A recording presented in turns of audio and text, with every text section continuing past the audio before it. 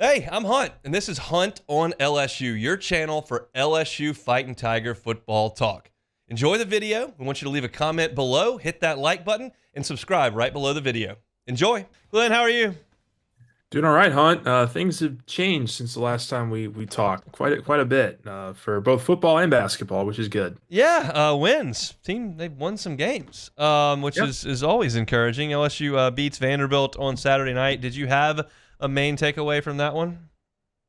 I think just the fact that they were able to play a little bit more complementary football. I mean, I think just anything that you could see positive wise was going to be a win for LSU after having such, a letdown there for about a month stretch. You just wanted to see them play a little bit cleaner. And look, it couldn't have started much worse. You go three and out on offense, and you give up the 60-yard touchdown right out of the gates, and you're hearing the boo birds and the fire Kellys from the student section, but.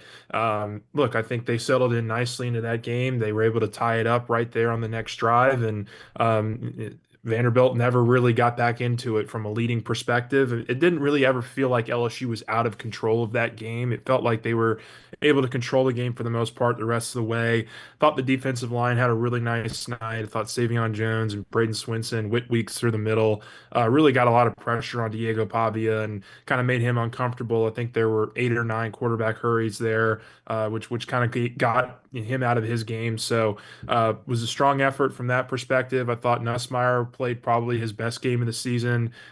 He was throwing some lasers in there. I mean, he was really locked in from a throwing perspective, and yeah, I think you can see when he's at the top of his game what this team is capable of, and I think that he had a really nice night, and hopefully you can just now build on that here this week and kind of get you some momentum going into the offseason from a current roster perspective. Yeah, Pavia couldn't really get going running the ball very much, and they got into a lot of third and longs, which they don't excel in. Oklahoma kind of been the same story. They kind of want to now run Jackson Arnold a good bit, and they're not a great third down team, not really good throwing team. They've had bad injuries Yeah. and bad quarterback play. So, do you think that Saturday was a step in the right direction moving towards Oklahoma for LSU's defense? Yeah, I think so. I mean, look, you just mentioned it there. I mean, I think Oklahoma threw for what, 70 yards in that game last week Yeah. against Alabama, and was able to come out and win 24-3. I mean, obviously the big key now is going to be, can LSU's defense adjust and for what they're likely going to see. And if I would put my money's worth on what's going to happen this weekend, I would imagine Jackson Arnold is going to run quite a bit, or at least try to run quite a bit in this game, and try to test LSU's eyes and eye discipline, and the front seven, and just kind of the gaps and the run filling that they're going to have to do in this game. So I would imagine that's a huge part of the Oklahoma game plan, and we'll see if LSU can put together another stout performance defensively to kind of slow that angle down. And I think if they are, they should have some success in this game defensively, whether it's getting off the field on third down, maybe creating a turnover or two to help gather some momentum. But for me, really, the offense is going to be the story of this game, because I do think Oklahoma's defense is pretty legit. They just completely wiped out an Alabama offense, but which we saw what Alabama's offense did to LSU a few weeks ago. I know that was probably the Heisman performance from Jalen Milroe that he'll never have again in his career, but it was still a very solid performance from them a couple weeks ago, and Oklahoma's defense really shut them down. So that's going to be kind of the angle that I'm looking at this weekend for LSU is, can LSU's offense continue to move the ball forward? Can they convert in the red zone?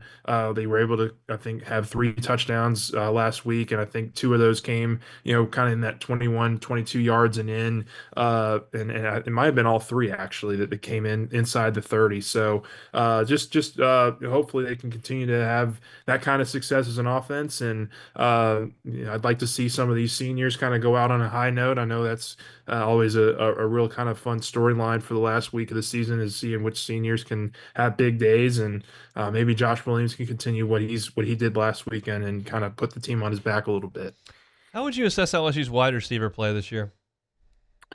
It's been a little bit of I guess an enigma to me. I mean, like they've just been they've been good. Like I think they've had some really solid performances. Obviously, out of Kyron Lacey, Aaron Anderson, I think has been really one of the biggest bright spots on that entire offense. Mason Taylor, I think, is as reliable as they come. But there's also been some times where they've struggled to create separation. There's been some times where they've had some drop issues and just haven't been able to, I think, completely get the most out of themselves throughout the course of the season would be probably the best way I could describe it. But look, I think they've been solid, and I think that obviously when you're replacing two first rounders and two icons from last year from that team and Brian Thomas and Malik Neighbors, it's gonna take a little bit of an adjustment to see kind of what they have this year. And I think that they've had some really solid moments, but haven't maybe kind of hit the peak performance that I think many of us thought they could going into the year.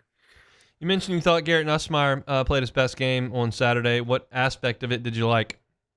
Yeah, I mean, he was smart with his decision making. I thought that he took some more chances down the field with the ball, which was really nice to see. I mean, I think we talked there for a couple weeks how they weren't really throwing the ball down the field very much, and look, that's something that they're still going to have to grow with in this offense. But I like the decisions that he made for the most part, and he really put some great touch passes on LSU's on the wide receivers numbers, and some of them were brought in, some of them weren't. That kind of goes back to what we were just talking about with the receiver room and just kind of the inconsistencies there at times. But I thought that he was just really in control of the game. And Brian Kelly said it afterwards that a big reason for LSU's success in the run game was Garrett Nussmeier and him kind of noticing what the defense was, how they could call, what they were checking in and out of from a play calling perspective, and really helped, I think, Josh Williams and Caden Durham have the kind of games that they did. And if they're able to complement the run with the pass, you can really see what this offense is capable of in terms of moving the ball up and down the field and potentially turning those into touchdowns instead of field goals or missed opportunities. So I thought it was a really strong performance from Nuss. It was really important that I think he had that kind of a performance here towards the end of the year because he had been having some struggles here recently, but certainly you want him back next year. You want him to feel good going into the offseason, and I think these last couple weeks are really important in both of those areas. You think he'll be back? I do. I mean, like I get the allure from NFL teams and just kind of the talent that's there. This isn't the deepest quarterback class, which is why I think you could see a team maybe slap a first round grade or a high second round grade on Nussmeier and try to convince him to leave. But I think at the end of the day, he understands that there's some things he needs to grow and develop here in college before he moves on to that next level. And I think he really loves LSU. I mean, there's a reason he's stuck around this long. It's for this opportunity. And to be quite honest with you, I don't think he envisioned this team going 8-4 or 7-5 or whatever it is. So I think there could be a chip on his shoulder to come back and to have a better second year as a starter and try to get this team into the college football playoff and go out on a much higher note. And he just strikes me as a guy that wants to kind of leave a legacy that's his own, and I think LSU has a good shot at getting him back, and we'll see if they can't convince a couple of these other veterans too to kind of maybe stick around for another year. You think LSU wins on Saturday? I do. Like I like their chances. I mean, I think Oklahoma probably just had the best performance of the season, and those things are kind of hard to replicate when you have such a high energy, high caliber kind of a win. They're going to be coming on the road here. It's going to be another Saturday night in Death Valley. Like I think LSU's found some things here this last weekend that they can really lean into.